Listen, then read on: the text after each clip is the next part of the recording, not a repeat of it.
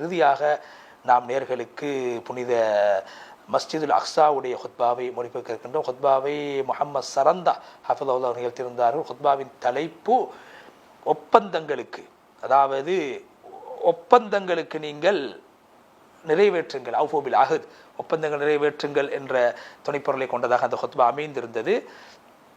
அல்லாஹ்வுக்கு எல்லா புகழும் என்று அல்லாஹ் புகழ்ந்ததுக்கு பின்னால் சஹாபாக்கள் எப்படிப்பட்டவர்கள் என்றால் அவர்கள் எப்போதும் அவர்கள் செய்த ஒப்பந்தங்களை நிறைவேற்றக்கூடியவர்களாக இருந்திருக்கிறார்கள். சஹாபாக்கள் எப்படிப்பட்டவர்கள் என்றால் அவர்கள் மதீனாவிலே வாழ்ந்தவர்கள். அவர்களுக்கு பக்கம் யார் ஹிஜ்ரத் செய்து வருவார்கள் அவர்களை விரும்புவார்கள். அதே நேரத்திலே அவர்கள் ஒருபோதும் உள்ளத்திலே மற்றவர்களை பற்றி குரோத சிந்தனையோடு வாழ மாட்டார்கள். தன்னுடைய தேவைகளை விட்டுவிட்டு மற்றவர்களுடைய தேவையை பெரிதாக மதித்து செயல்படக்கூடியவர்களாக சஹாபாக்கள் இருந்திருக்கிறார்கள். யார் கஞ்சத்தனத்தை விட்டு பாதுகாக்கப்படுவாரோ அவர் வெற்றியாளர். நபி ஸல்லல்லாஹு அலைஹி வஸல்லம் அவர்கள் சொன்னார், அல்லாஹ்வுடைய அடியார்களை மிக சிறந்தவர்கள் யார் என்றால் வாக்குறுதிகளை நிறைவேற்றக்கூடியவர்களாக இருக்கிறார். வாக்குறுதிகளை நிறைவேற்றக்கூடியவர்கள் தான் அல்லாஹ்வுடைய அடியார்களிலே மிக சிறந்தவர்கள். அதே போன்று நபி ஸல்லல்லாஹு அலைஹி வஸல்லம் அவர்களை புகழ்ந்துவிட்டு நபி ஸல்லல்லாஹு அலைஹி வஸல்லம் அவர்கள் அன்சாரிகளை பாதுகாத்த முஹாஜிரிகளை பாதுகாத்தவர்கள். அதே போன்று யா அல்லாஹ் எங்களுடைய பலகீனமானவர்களை நீ அன்பு காட்டி விடுவாயாக, எங்களுடைய கர்மங்களை நீ பொறுப்பேற்பாயாக, பசியோடு வாழக்கூடியவர்களை பொறுமையோடு இருங்கள், உங்களுக்கு வெற்றி கிடைக்கும், இரவு நேரங்களிலே அழுது வாழக்கூடியவர்களே அல்லாஹ்வுடைய வெற்றி உங்களை வந்து சேரும், மனம் நொந்து வாழக்கூடியவர்களே நீங்கள் நொந்து வாழக்கூடிய இந்த நிலைமை நிரந்தரமானது கிடையாது, அல்லாஹ் உங்களுக்கு சுபிட்சத்தை ஏற்படுத்துவான். தோல்விக்கு பின்னால் வெற்றி, சிரமத்துக்கு பின்னால் இலகு இருக்கிறது. அதே போன்று நபி ஸல்லல்லாஹு அலைஹி வஸல்லம் அவர்கள் எங்களுடைய உடம்புக்கு ஒரு ஆரோக்கியத்தை போன்று முக்கியமானவர்கள். பார்வைக்கு ஒளிச்சம் எப்படி முக்கியமோ அது போன்ற நபி ஸல்லல்லாஹு அலைஹி வஸல்லம் அவர்கள் முக்கியமானவர்களாக இருக்கிறார்கள். நபி ஸல்லல்லாஹு அலைஹி வஸல்லம் அவர்கள் மீது ஸலவாத்து சொன்னார்கள் கத்தீப் அவர்கள். அதே போன்று நபி ஸல்லல்லாஹு அலைஹி வஸல்லம் அவர்கள் என்னுடைய உடம்பில் இருக்கக்கூடிய உயிருக்கு சமமானவர்கள். தக்வாதாரிகளுக்கு தலைவராக நபி ஸல்லல்லாஹு அலைஹி வஸல்லம் நபி ஸல்லல்லாஹு அலைஹி வஸல்லம் ஒப்பந்தம் செய்து அந்த ஒப்பந்தத்தை நிறைவேற்றுவார்கள். அதே போன்று யார் ஹிஜ்ரத் செய்து போனால் அவரையானவர்களுக்கு நபி முன்மாதிரியாக வாழ்ந்தார்கள். அமானிதங்களை நிறைவேற்றினார்கள்.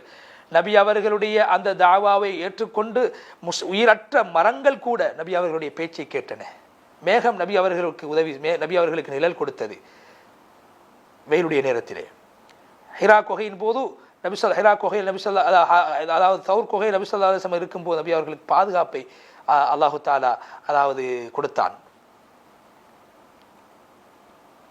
நபி அவர்களை தாக்குவதற்காக வேண்டி பிடிப்பதற்காக வேண்டி காஃபிர்கள் சூழ்ந்த நேரத்திலே அந்த நபி அவர்கள் அல்லாஹு தஆலா ஹிஜ்ரத்துடைய சந்தர்ப்பத்தில் அல்லாஹு தஆலா பாதுகாத்தான். அதே போன்று அல்லாஹ்வுடைய பாதுகாப்பு நபி ஸல்லல்லாஹு அலைஹி வஸல்லம் அவர்கள் எல்லா விதமான ஆபத்துக்களை விட்டு பாதுகாத்தது. எனவே அல்லாஹ்வுடைய அடியார்களே ஒப்பந்தங்களை நிறைவேற்றுங்கள், ஒப்பந்தங்களை பற்றி நாளை மறுமையிலே கேட்கப்படும். சஹாபாக்கள் எப்படிப்பட்டவர்கள் என்றால் செய்த ஒப்பந்தங்களை நிறைவேற்றுவார்கள், அல்லாஹ்வோடு செய்த ஒப்பந்தங்களை நிறைவேற்றுவார்கள். அவர்கள் நேரு வழி காட்டக்கூடியவர்களாக இருந்தார்கள். நபி அவர்களும் சஹாபாக்களும் அல்லாஹு தஆலா அவர்களின் மூலமாக இந்த தீனை உலகத்திலே பரப்பினான். அவர்கள் பையத்துக்களை நிறைவேற்றக்கூடிய இருந்தார்கள். நபி ஸல்லல்லாஹு அலைஹி வஸல்லம் அவர்கள் மக்காவில் வாழ்கின்ற போது அன்சாரிகள் வந்து நபி அவர்களோடு பையத்தை செய்தார்கள். அன்சாரிகள் முஹாஜிரீன்கள் ஹஜ்ஜுடைய சந்தர்ப்பத்தில் சந்தித்துக் கொண்டார்கள். அந்த நேரத்திலே அதே போல ஹிஜ்ரத்துடைய நிகழ்வுக்கு பின்னால் கூட அன்சாரிகள் முஹாஜிரீன்களுக்கு உதவி செய்தார்கள். அவர்களுக்கு வீட்டுக்கு கூலி எடுக்கவில்லை, அதே போன்று மகரை கூட்டவில்லை, எந்த ஒரு பொருளுக்கும் காசு எடுக்கவில்லை. அவர்கள் சகோதரத்துவத்தோடு வாழ்ந்தார்கள்.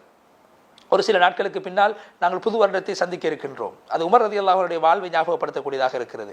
உமர் ரலியல்லாஹு தஆலா அன்ஹு ஹிஜ்ரி அந்த ஹிஜ்ரி நிகழ்வு, ஹிஜ்ரத்துடைய நிகழ்வு அந்த எங்களுடைய புது வருடம் உமர் ரலியல்லாஹு அன்ஹு அவருடைய ஞாபகப்படுத்தக்கூடியதாக இருக்கிறது. எனவே அல்லாஹ்வுடைய அடியார்களே ஒப்பந்தங்கள் நிறைவேற்றுங்கள், ஒப்பந்தங்களை பட்டவர்களிடத்திலே கேட்கப்படும். இந்த இஸ்ரா மிஅராஜுடைய பூமி உமர் ரலியல்லாஹு அன்ஹு அவர்கள் செய்த ஒப்பந்தத்தின் மூலமாக பாதுகாக்கப்பட்டிருக்கிறது.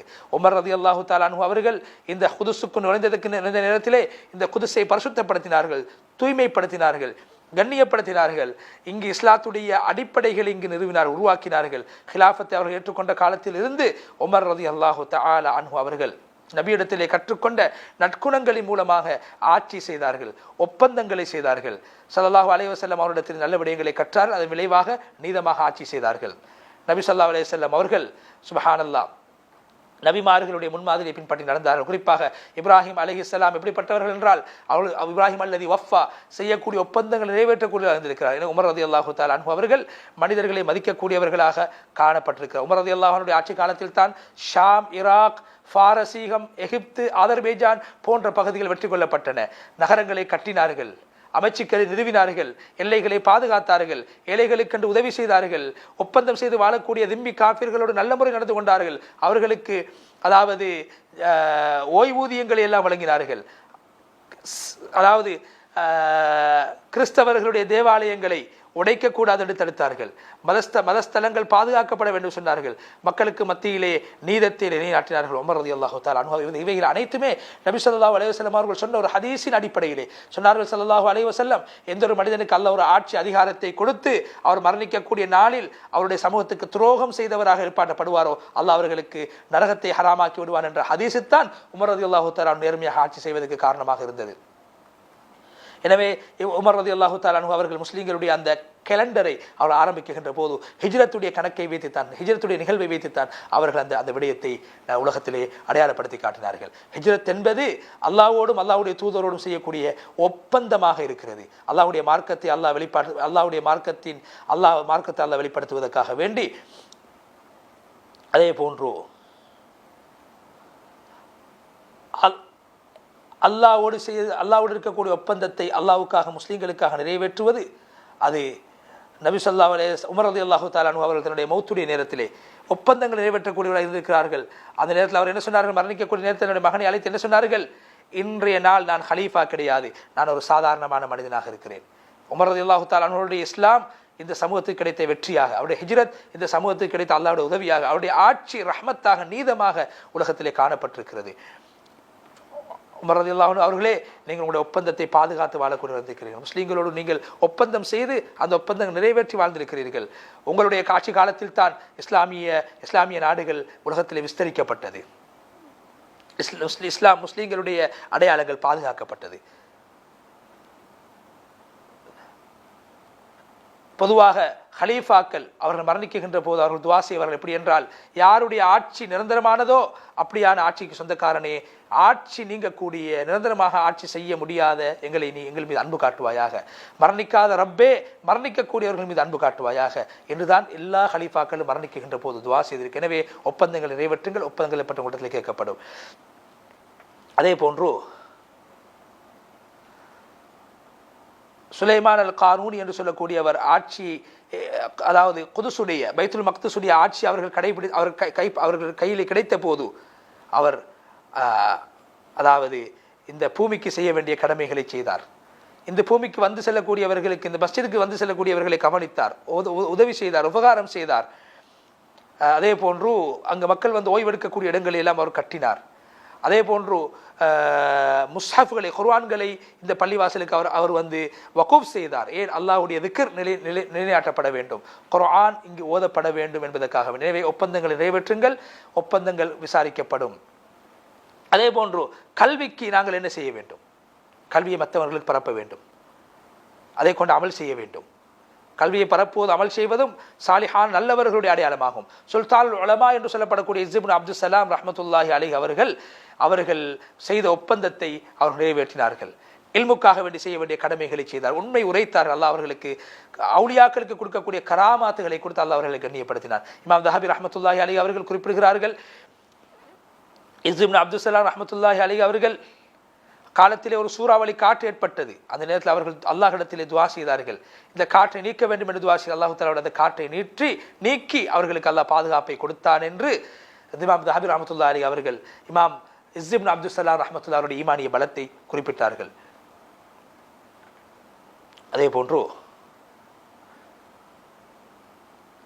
இஸ் இப்னு அப்துல் ஸலாம் ரஹ்மத்துல்லாஹி போன்ற எப்படிப்பட்டவர் என்றால், காற்று அவர்களுக்கு வழிபட்டது, துஆ செய்தார்கள், சூறாவளி காற்று நீங்கியது. முனாஃபிகீன்கள் எப்படிப்பட்டவர்கள் என்றால், அவர்களுக்கு எந்த ஒப்பந்தம் இருக்கக்கூடாது, அவர்கள் அல்லாஹ்வை ஏமாற்றுவதாக நினைத்துக் கொண்டிருக்கிறார்கள். அவர்கள் அல்லாஹ்வை ஏமாற்றவில்லை, மாறாக அவர்களே ஏமாந்து கொண்டிருக்கிறார்கள். முனாஃபிக் எப்படிப்பட்டவன் என்றால், வாக்களித்தால் வாக்குக்கு மாற்றம் செய்வான். முனாஃபிகீன்களுடைய செயல்பாடு என்ன தெரியுமா? மார்க்கத்தில் சந்தேகத்தை ஏற்படுத்துவது, முஸ்லிம்களுடைய ஒற்றுமையை சீர்குலைப்பது, முஸ்லிம்களுடைய ஒப்பந்தங்களை நீக்குவது, இல்லாமலாக்குவது. அவருடைய நோக்கம் முஸ்லிம்களுடைய மார்க்கப்பற்றை இல்லாமலாக்க வேண்டும். மார்க்கத்துடைய உறுதியாக சொல்லப்பட்ட விடயங்களுக்கு மத்தியில் சந்தேகத்தை ஏற்படுத்துவது அவருடைய செயல்பாடாகும். முனாஃபிக்குகளை போன்று செயல்படக்கூடியவர்களும் எப்போதுமே இந்த வளர்ந்து வரக்கூடிய சமூகத்துக்கு மத்தியிலே ஐயங்களையும் சந்தேகங்களையும் ஏற்படுத்தி மனோ இச்சைகளை ஏற்படுத்தி அவர்களுக்கு மத்தியிலே பலகீனத்தை ஏற்படுத்துவது வழிகேட்டை ஏற்படுத்துவதோட நோக்கமாக இருக்கிறது. அவர்கள் அல்லாஹ்வோடு செய்த ஒப்பந்தங்களுக்கு அவர்கள் மாற்றம் செய்து விட்டார்கள். அல்லாஹ்வை கொண்டு அவர்கள் சத்தியம் செய்வார்கள், நாங்கள் உங்களோடு தான் இருக்கிறோம் என்று. நிச்சயமாக அவர் உங்களோடு கிடையாது. அவர்கள் சமூகத்துக்கு மத்தியிலே பிரிவினை ஏற்படுத்தக்கூடியவர்கள். அல்லாஹ்வுடைய ஒப்பந்தத்தை நிறைவேற்றுங்கள், ஒப்பந்தத்தை பற்றி உங்களிடத்தில் கேட்கப்படும். அதே போன்று எங்களுடைய குடும்பங்களோடு சம்பந்தப்பட்ட விடயங்களோட ஒப்பந்தங்கள் நாங்கள் நிறைவேற்ற வேண்டும். கணவன் மனைவி என்ற உறவு பலமாக்கப்பட வேண்டும். அல்லாஹ்வுடைய தக்வாவின் அடிப்படையில் குடும்ப வாழ்வு அமைய வேண்டும். அதே போன்று நல்ல அல்லாஹ்வுடைய தீனை சுமக்கக்கூடிய நல்ல சந்ததியினர் உருவாக்கப்படுவதற்காக வேண்டித்தான் திருமண பந்தங்கள் உலகத்தில் நடைபெற வேண்டும். எனவே கணவனுக்கு மனைவிக்கு இடையில் இருக்கக்கூடிய ஒப்பந்தம் சாதாரண ஒப்பந்தம் கிடையாது. அது கடினமானது, அது உறுதியானது. இந்த உம்மத்திலே ஆக சிறந்தவர்கள் மனைவிமார்களிடத்தில் சிறந்தவர்கள் என்று ஸல்லல்லாஹு அலைஹி வஸல்லம் அவர்கள் சொல்லியிருக்கிறார்கள். அது நபி அவர்கள் சொன்னாங்க, உங்களிலே நான் என்னுடைய மனைவிமார்களோடு மிக சிறந்த முறையில் நடக்கக்கூடியவனாக இருக்கிறேன். எனவே இந்த ஒப்பந்தங்களை பயன்படுத்துங்க, இந்த ஒப்பந்தம் நிறைவேற்றுங்கள். நபி ஸல்லல்லாஹு அலைஹி வஸல்லம் அவர்கள் மனைவிமார்கள் எப்படி நடந்து கொண்டார்கள்? தன்னுடைய வீட்டில் தன்னுடைய வேலைகளை தானாக செய்வார்கள். சுப்ஹானல்லாஹ்.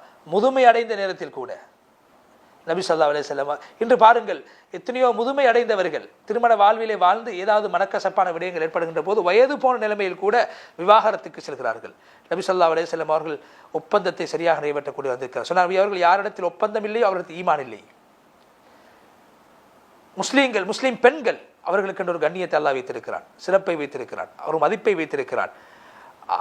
இன்று இஸ்லாம் முஸ்லீம்களுடைய உரிமையை பாதுகாத்து, குறிப்பாக பெண்களுடைய உரிமையை பாதுகாத்திருக்கிறது. இன்று முஸ்லீம்களுடைய பெண்களுடைய வெட்கத்தை மானத்தை இல்லாமலாக்குவதற்காக வேண்டிய பல்வேறுபட்ட முயற்சிகளிலே முனாஃபிக்குகள் ஈடுபட்டுக் கொண்டிருக்கிறார்கள். முஸ்லீம்கள் பெண்களுக்கு சுதந்திரத்தை பெற்றுக் கொடுக்கிறோம் என்ற பெயரிலே முஸ்லீம் பெண்களை அநாகரிகத்தின் பால் இட்டுச் சென்று கொண்டிருக்கிறார்கள். அதே போன்று அனந்தர சொத்துக்கள் பாதுகாக்கப்பட வேண்டும், அது உரியவர்களுக்கு போய் சேர வேண்டும், அதை அபகரிக்கக்கூடாது, பொது சொத்துக்களை அபகரிக்கக்கூடாது. பெண்களை அனந்தர சொத்துக்களை விட்டு தூரமாக்குவது அது நம்பிக்கை துரோகமாகும். பெண்களுக்கு உரிமை, மத உரிமை, அதே பெண்களுக்கு பொருளாதார உரிமை இஸ்லாத்திலே கொடுக்கப்பட்டிருக்கிறது. அதை யாராலும் கணக்கெடுக்காமல் இருக்க முடியாது. ஒப்பந்தங்களை நிறைவேற்றுங்கள், ஒப்பந்தங்களை பற்றி உங்களிடத்தில் கேட்கப்படும். அதே போன்று இன்று வியாபாரங்கள் செய்கின்ற போது நாங்கள் கொடுக்கல் வாங்கல் ஈடுபடுகின்ற போது கொடுக்கக்கூடிய அந்த செக் இருக்கிறதே, காசோலை, அது சாதாரணமானது கிடையாது. அது ஒரு ஒப்பந்தம். அதை பற்றி மறுமையில் உங்களிடத்தில் கேட்கப்படும். அல்லாஹ்வுக்கும் அல்லாஹ்வுடைய அடியார்களுக்கும் இடையில் இருக்கக்கூடிய ஒப்பந்தம், அதை கட்டாயம் சரியாக நிறைவேற்ற வேண்டும். அதில் யாருக்கும் ஏமாற்றம் செய்யக்கூடாது. மனித உரிமைகளை மீறுவதற்கு அது காரணமாக அமையக்கூடாது. இன்னொருத்தனுடைய சொத்தை காசை பறிப்பதற்கு காரணமாக அதை அமையக்கூடாது. யாரு அந்த செக்கை நான் நிறைவேற்றுவேன் என்ற நோக்கத்திலே எடுப்பார்களோ அல்லாஹ் நிறைவேற்றக்கூடிய சந்தர்ப்பத்தை கொடுப்பான். யார் நான் நிறைவேற்றக்கூடாது என்று துரோகம் செய்ய வேண்டும் என்ற நோக்கத்தில் கொடுப்பார்களோ அது அல்லாஹ் வீணாக்கி விடுவான். ஒப்பந்தங்கள் நிறைவேற்றுங்கள், ஒப்பந்தங்களை பட்ட கூடத்தில் கேட்கப்படும். எத்தனையோ பொறுப்புதாரிகள் வாக்களித்தார்கள், வாக்குக்கு மாற்றம் செய்து கொண்டிருக்கிறார்கள். இன்று எத்தனையோ தேவையுள்ளவருடைய தேவையை பூர்த்தி செய்ய வேண்டிய ஒப்பந்தங்கள் எத்தனையோ ஒன்று மீறப்பட்டுக் கொண்டிருக்கின்றன. அதே போன்று நாங்கள் எங்களுடைய பொறுப்புதாரிகளோடு செய்யக்கூடிய ஒப்பந்தங்கள் அது கட்டாயம் நிறைவேற்றப்பட வேண்டும். அல்லாஹ்விடத்தில் சம்பந்தமாக கேட்கப்படும். உமர் இப்னு கத்தாப் ரலியல்லாஹு தஆலா நபி அவர்கள் செய்த ஒப்பந்தம், அதாவது சுராக்கா ரலியல்லாஹு அன்ஹு அவர்களுக்கு கிஸ்ராவுடைய அந்த ஆபரணங்கள் கொடுக்கப்பட வேண்டும் என்று சொன்னபோது உமர் ரலியல்லாஹு தஆலா அன்ஹு அவர் அந்த ஒப்பந்தத்தை நிறைவேற்றினார்கள். அல்லாஹு தஆலா ஹதீஸில் குதுஸியிலே சொல்கிறான், நாளை மறுமையிலே நான் 3 பேருக்கு எதிராக வாதிடுவேன். முதலாவது யார் என்றால், என்னுடைய பெயரை சொல்லி ஒப்பந்தம் செய்து அந்த ஒப்பந்தத்தை மீறக்கூடியவர். 3வது நபர் யார் என்றால், ஒரு சுதந்திரமான மனிதனை விற்று பிழைக்கக்கூடியவர்.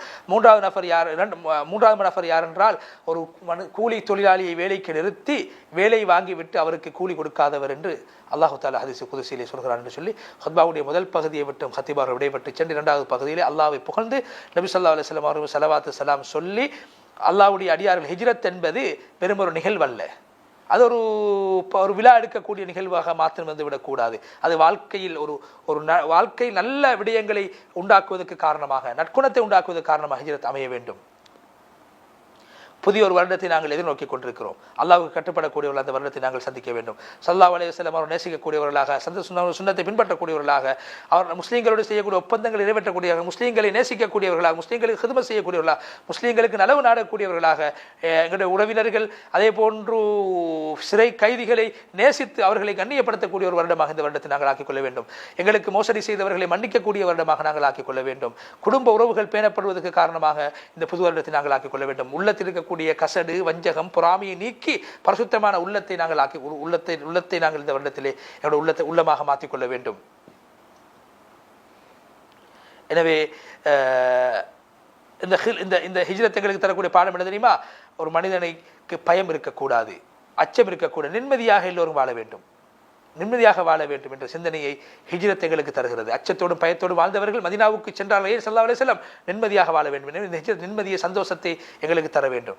அதே போன்று எங்களுடைய நாட்டுடைய அவுகாஃப் என்று சொல்லக்கூடிய இஸ்லாமிய சமூக விவகாரங்களுக்கான அமைச்சு எதிர்வரக்கூடிய செவ்வாய்க்கிழமை லுகர் தொழுகைக்கு முன்னால் எங்களுடைய இந்த பள்ளிவாசலிலே மஸ்ஜித் அக்ஸாவிலே ஒரு நிகழ்வொன்றை ஏற்பாடு செய்திருக்கிறார்கள். அதை கலந்து கொள்ள வேண்டும் என்பதை ஞாபகப்படுத்திவிட்டு ஹத்தீப் அவர்கள் நீண்டதொரு துவாவை செய்து ஹத்தீப் முகமது சரந்த் ஹஃபிதுல்லாஹ் அவர்கள் மஸ்ஜித் அக்ஸாவுடைய அந்த ஒப்பந்தங்களை நிறைவேற்றுங்கள் என்ற தலைப்பை கொண்ட ஹுத்பாவை விட்டு விடைபெற்று சென்றார். அந்த அடிப்படையிலே முதலாவது ஹுத்பா இந்த உலகத்துடைய யதார்த்தத்தை நாங்கள் புரிந்து உலகம் நோக்கம் என்று வாழ்ந்து விடாமல் உலகத்தை மறுமையை சம்பாதிப்பதற்கான இடமாக ஆக்கிக் கொள்வோம் என்ற தலைப்பை கொண்டதாக அந்த ஹுத்பா அமைந்திருந்தது.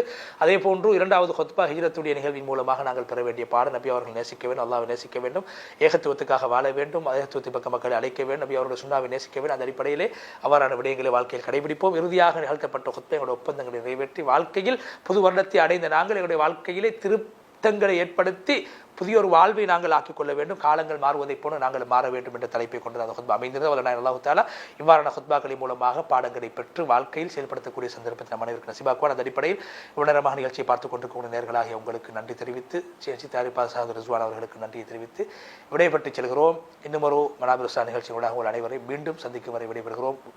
வாஹிர் தஅவானா அல்ஹம்துலில்லாஹி ரப்பில் ஆலமீன். வஸ்ஸலாமு அலைக்கும் வரஹ்மத்துல்லாஹி வபரகாத்துஹு.